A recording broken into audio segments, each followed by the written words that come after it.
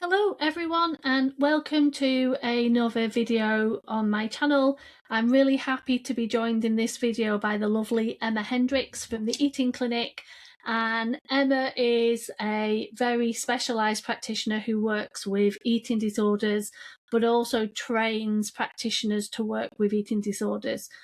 So I'm really happy that you've joined me, Emma. Do you want to tell people a little bit about yourself and exactly what you do? Yeah, of course. Thank you, Debbie, for inviting me on your platform. I'm really excited to have this conversation today. So, as you said, I'm Emma Hendricks. I'm almost a doctor. I just need to finish up some administrative tweaky bits as part of my doctorate. So, within the next few weeks, officially be stamped as a health psychologist. And for me, as a nutritional therapist and a psychologist, I found that both are such a lovely combination in terms of supporting people to make changes to improve their health. And I think for me, the reason that I niche and I focus on eating disorders partly is because of personal and loved one experience and a real passion for that particular field. And we're seeing that disordered eating is becoming more of a challenge and actually pivoting now with GLP-1s and weight loss medications. But also, those are the clients who really need support around ambivalence, low motivation, and feeling really stuck in terms of being able to change their behaviours. So, I suppose at the foundation, you could say I'm an expert in behaviour change. That's what health psychology kind of really gifts you. Mhm. And I use psychological approaches and nutritional tools almost from a toolkit in a very personalised way with my one-to-one clients. But I also train practitioners, as you mentioned as well, and offer lots of trainings around eating disorders and behaviour change for nutritional folk. So yeah, thank you so much, Debbie, for having me. And I'm really looking forward to this conversation. My pleasure.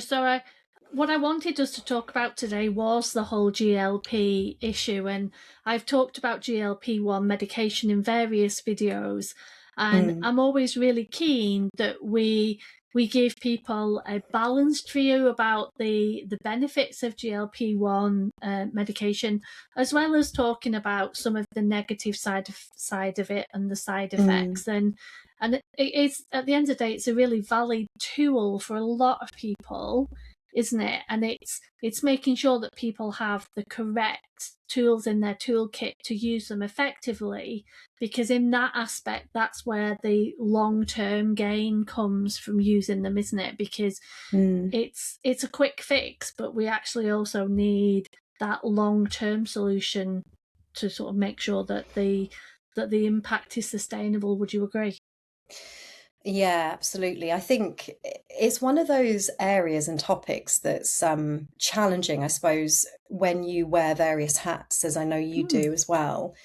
And from me, from an eating disorder perspective, I'm not going to lie, I do have some concerns around their misuse because Mm. within the population that I work with, they are very vulnerable to tools that will change their body shape, weight, and size. And Mm. obviously, GLP-1s are an effective, I mean, can we say that? Seemingly reasonably Mm. effective compared to restrictive diets and low calorie regimes way of supporting people with their weight management. So I do, and I think actually having delved really deeply into the literature on this recently, I think the jury is still out a little bit in terms of the impact that GLP-1s might have on an eating disorder community.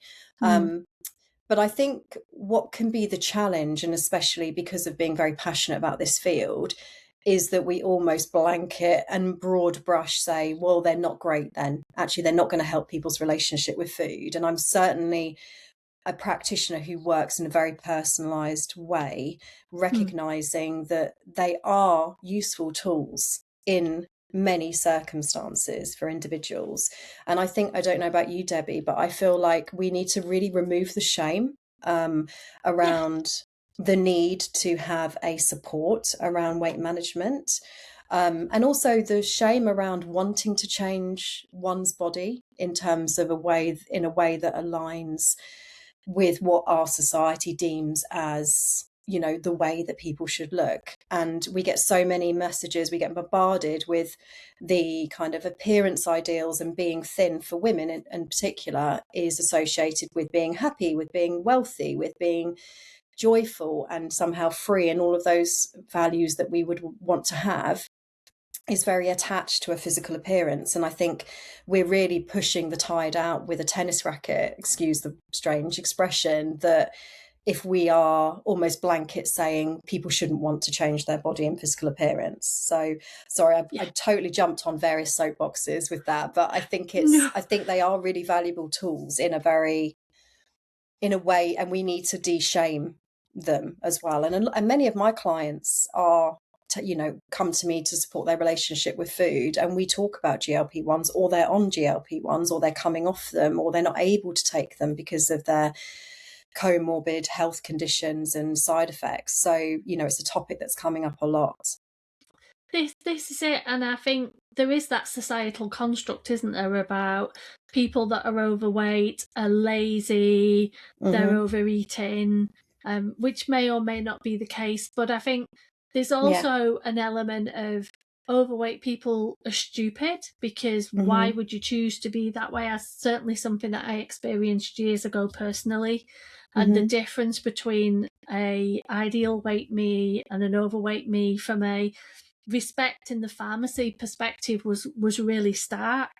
And I think there's lots of reasons why people feel that need to fit in with society, but I think it's remembering that actually it's most important that you just feel healthy and happy with who you are. And if that requires you to use a GLP-1 injection for whatever reason, then yes, why should we shame that? Because it's just another tool in the toolkit, but it's important that it's used correctly. And I, like you, worry greatly about the drive to get people on the maximum dose as quickly as possible to completely suppress appetite, rather than just going with the dose that calms the food noise, which is the phrase that a lot of people use, isn't it?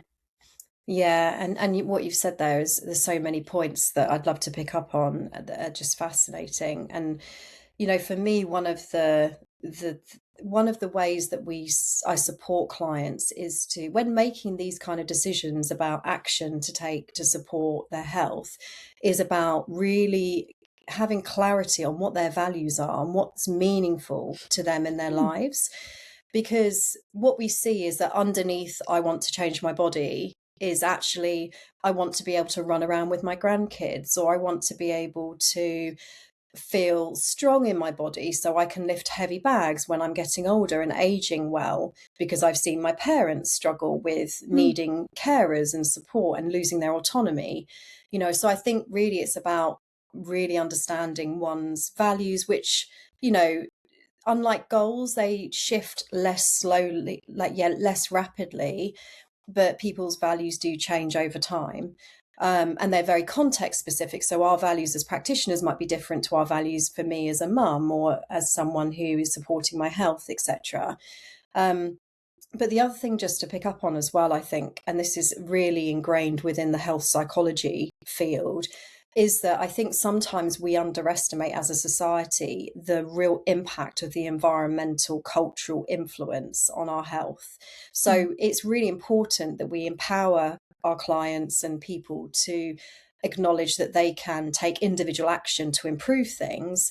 But I think we've got to also have that real appreciation that there's so much of an environmental driver in terms of how we enact our health behaviours. So if you think of someone who is in, say, a town where the high street is not full of foods, where there's no greengrocers, or there's no like fishmongers or butchers, and it's full of fast food and chicken shops and things like that, it's harder potentially environmentally. That person has less of an opportunity to maybe lean into those more healthful and helpful behaviors around their health.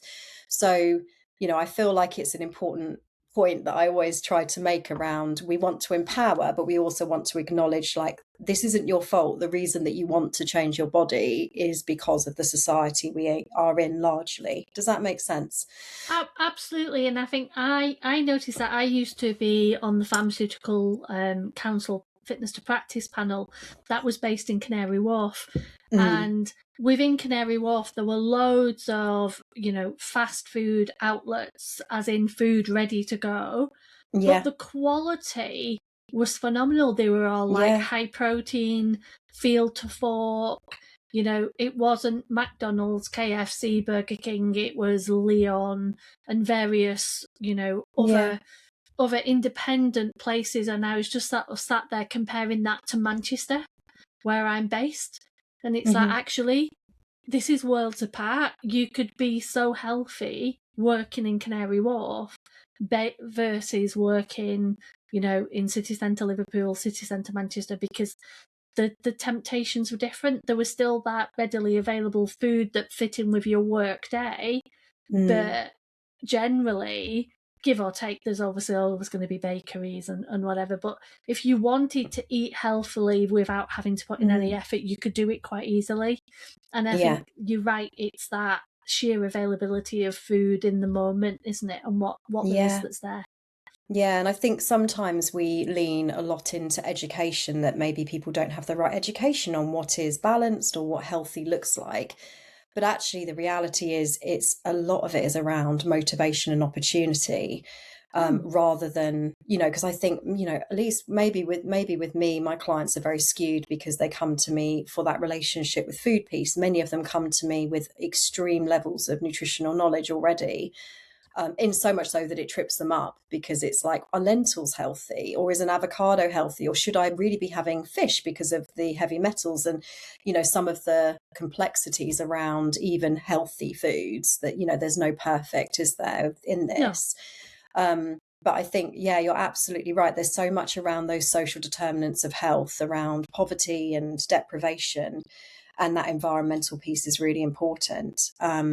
So yeah, absolutely. If there's those increased opportunities to eat in a more balanced way are so helpful. And I think when it comes to the GLP-1s, one of the things we could say, perhaps where that food noise gets a little bit dampened and down-regulated, is that creates a bit of space for people to be able to perhaps focus on maybe planning their food in a different way. And there's less of that reliance potentially on food to feel comforting. And that's certainly something, again, anecdotally, that clients that I have that are on GLP-1s say they feel like there's less of an emotional draw to food, those kind of more fast foods or more binge type foods. But something I was going to say, Debbie, that's really interesting is that I notice that with those clients, when we take away that comfort with food that's associated with food, it creates almost a gap in terms of people's ability to cope with the ups and downs of life elsewhere. It almost is a sudden coping mechanism is now gone. Food was a really big part of that. And now, oh my goodness, what do I do in terms of like actually how I navigate distress and feeling uncomfortable? Because historically I've lent into the bag of crisps or the donuts or other types of foods like that. Yeah, that's really important. It's not just taking an injection and that being the end of it, is it? It's how you then navigate your day-to-day life and make that meaningful. And I know we were chatting about sort of like the impact of behaviour change and how this is a perfect opportunity for people to then embed some of those behaviour changes so that when the GLP-1 medication is discontinued, you've almost got that different relationship with food. And when we talk about the relapse rate with GLP-1s and how people regain the weight back and more, this is where you come in. I feel is that ability to go, right, okay, yes, you've got this now, it's suppressing your appetite, but how about we look at what you're doing around food so that when that gets taken away, you're in a completely different position to where you were at the beginning. because I Yeah. see so many influencers, if you go on TikTok, they're all eating, chocolate bars and rubbish. And yes, if Mm. you're in a calorie deficit, you are Yeah. going to lose weight. Yeah. But if you're eating junk, then you haven't really done that behaviour change, have you? So I think that's really important, isn't it? Yeah, there's a real opportunity, isn't there, where that food noise is dampened to be able to Mm, create that space for intentional change. And I think one of the first steps, which I've already alluded to, was around actually sitting down and really thinking about what is valuable and meaningful to me as a person, and why do I want to change my body in this way? What will it give me that I don't already have? And what do I want to lean into? Because often I see that eating in a certain way, whether that's in some way dysfunctional and dysregulated, is what we say within psychology is almost an away move, as in it's moving people away from the life that would be meaningful and the values that they have. And what we need to do is to almost have a look at the behaviors that we've got and mm, assess whether are these valued aligned, are they getting me to the life I would like. mm, Almost like values are like a compass, I suppose, in terms of my value is to move west, and you never quite get there, but you're always striving in that direction. Um, so I think GLP-1s in down regulating that food noise are a great opportunity to look at values, but they're also a really good opportunity to almost, and I use this term with clients and practitioners, like helicopter away from the eating and actually mm-hmm. think about it in a less emotive way and a less navel gazing way, and actually look at the diet as a whole and think, right, what does this look like? Am I getting sufficient protein? Where is my fiber? Where are my essential fatty acids? Where are my veggies coming from? Mm, Because also the GLP-1s, like I said, they almost take away they take away that drive towards food, which feels like it's easier to almost have an objective lens over what's happening with the diet. yeah, Um, and something else that that I work with clients when they're on these medications is we become very, very intentional around food planning, mm-hmm. which is, quite frankly, Debbie, is so boring to plan out what we're eating and monitoring what we're eating and all of those things. But it's such, in a behavior change science, it's such a valuable tool. And when we use it in a very non-shaming, intentional way, what it does is it's so helpful for taking away some of that cognitive load and that decision-making fatigue that happens when you're running through your day, as you described. If you're in Canary Wharf and you're thinking, I quite fancy this, but there's also this, and shall I have that? Or did I have that fish? Actually, I had fish yesterday. Is that bad to have? Or red meat yesterday? It Yeah, takes away some of that. Well, it takes away some of that constant decision making, but also it means that helicopter view of the diet is easier to achieve as well, in terms of actually having balance across the week, because you're looking at it as a whole. So that's something, especially where people are eating less, there's a yeah. real need, isn't there, to be much more deliberate about maximizing the nutrient opportunities when they are eating.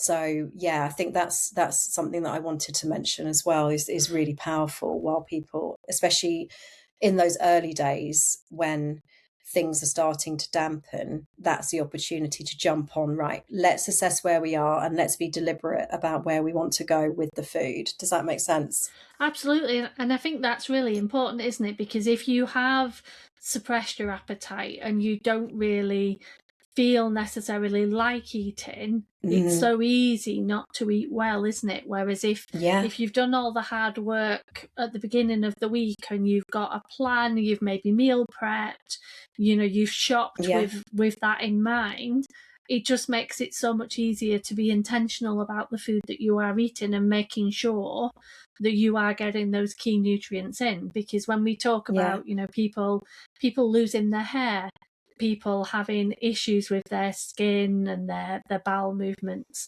and yes, there is a mechanistic impact from the yeah, injections, but yeah, the biggest part of it is it's about those choices that we make about the foods that we yeah, eat.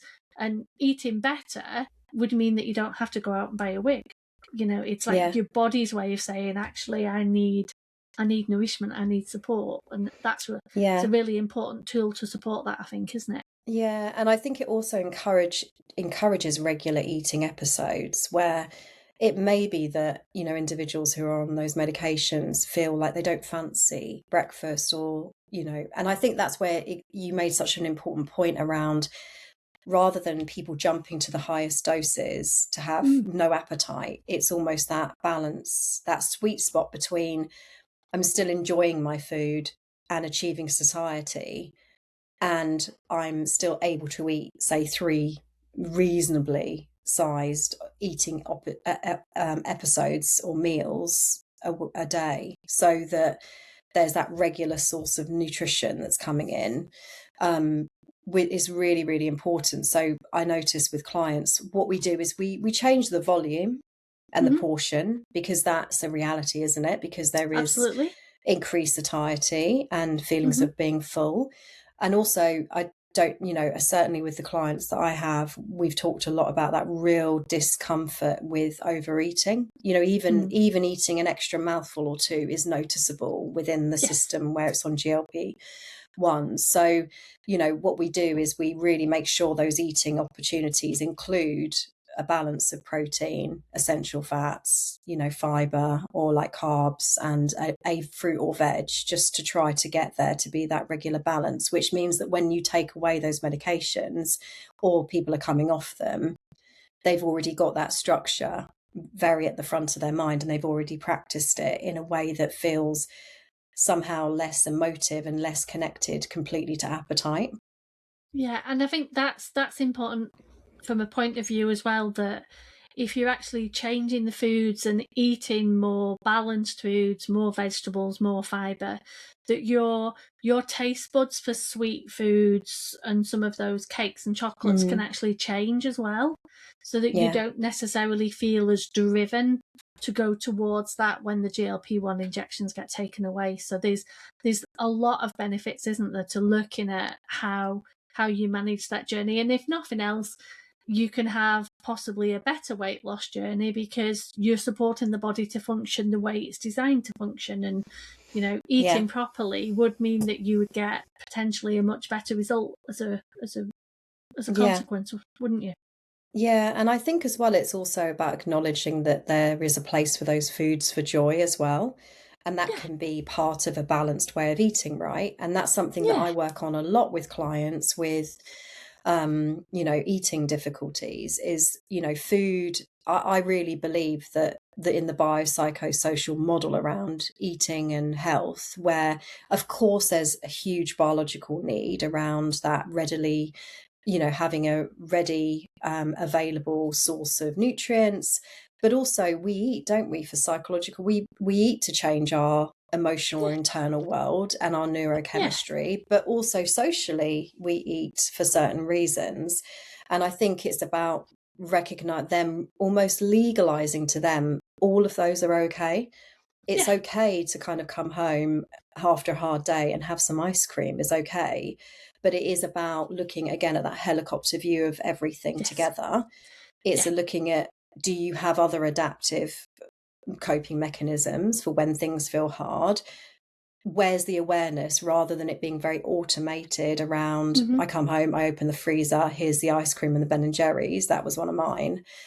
It's almost like I know what I'm doing. I have this awareness and I'm making yeah, a choice here. And yeah. that's a different feel, isn't it? To it's It happening, is. it's not in my control. I can't help myself. I'm a Yeah, failure, and everything, all those stories that come with it. And actually that's an aspect, I think before we started recording, I was telling you about my 7-day behavior change evergreen program that I've just designed called Beyond the Food, where we do talk a lot around clients' old stories and the narratives and the things they tell themselves and how that impacts on their behavior. And that's a really fascinating area in this field, in my very nerdy perspective.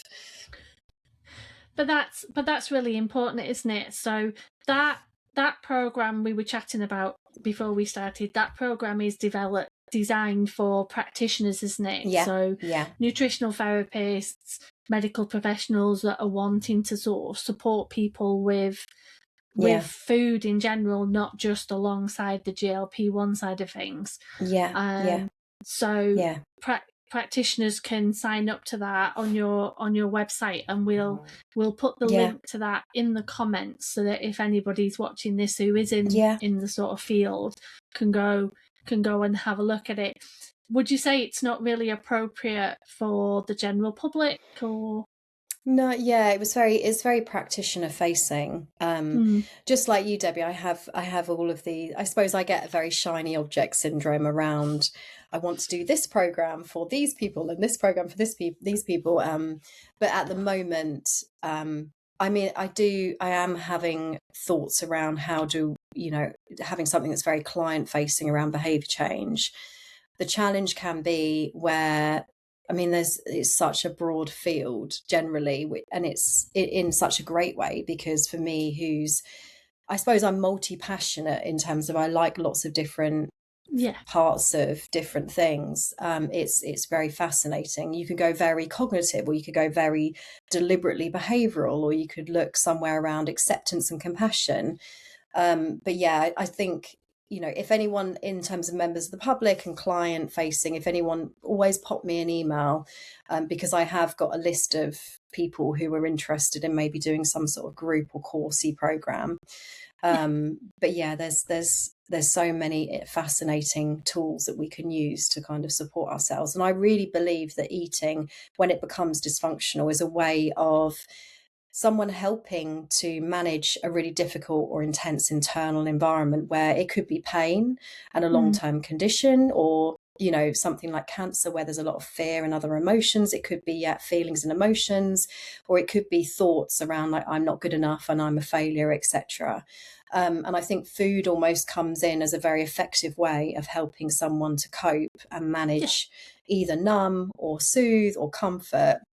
And actually, the work that I do with practitioners and clients is about finding, I think I said this, but more helpful ways to manage. So I think we've talked quite a lot there about behaviour change, both from a client perspective and a practitioner perspective. And I think the thing that comes out for me is that working with a practitioner that has those skills is a really important part of the GLP-1 journey for a lot of people. So if you're watching this and you are a patient, not a practitioner, then do please have a look for a registered nutritional therapist. You can look on the BANT website. There's the ANP and the NNA website, and I'll pop all of those in the link. So there are a number of bodies that regulate nutritional therapy. But I think one of the questions to ask your practitioner is what behaviour change training, eating disorder training they've got, so that they've got that better understanding of the tools in the toolkit that you talk about, Emma. Because I think it's very much more that one-to-one hand-holding model, rather than just watching some videos and trying to work it out for yourself. And if you are a practitioner and you've watched this video, then do check the comments for Emma's 7-day program. And I know that Emma goes on to do much more in-depth programs and qualifications from there, and she is amazing at what she does. Thanks very much for being here with me, Emma. I think it's been a really important conversation. And I'm glad to have had that time. Yeah, and I think, you're doing such a great job in terms of the support you're giving to public and practitioner facing folk around GLP-1s and other aspects that you're working on. And I think that from my perspective, the behaviour change element of this is something that certainly I'm really passionate about. But, is it fair to say it's like the poor relation, sometimes it gets a little bit forgotten around? I think it's often, it's like, what food recommendations should we make? What supplements can we suggest? What time should we tell somebody to be in bed? And it's actually the biggest part of it is encouraging people and motivating them to make those decisions and those changes for themselves. And it's a massive tool in the toolkit, and it's something that AI can't do, isn't it? It's absolutely. That personal touch that says, right, okay, how are we going to sort this? And I think that's really, really, really important. It really future-proofs our practice, doesn't it, in terms of as practitioners? And I think, you know, one of the hills that I will always die on is that nutrition gives us the what in terms of what to do to support clients, but psychology and behaviour change really give us the how to implement that. And I think some of this is, you know, practitioners will be doing already because it feels quite intuitive. For example, we know in the literature there's something that's really important around building very solid, very empathetic and supportive relationships with clients, which feels a bit like a no-brainer.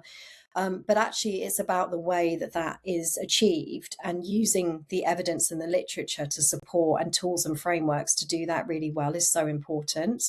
So certainly when I started in nutrition, I came out of, you know, fully fledged, you know, and felt like very frustrated very quickly because I thought I've got all this good information and people aren't doing what I want them to do, which is obviously articulated as part of the problem immediately. And that's when I went back into those psychological roots. So that's why I'm really passionate about getting behaviour change and simple psychology tools to non-psychological folk, because, you know, really we can use these.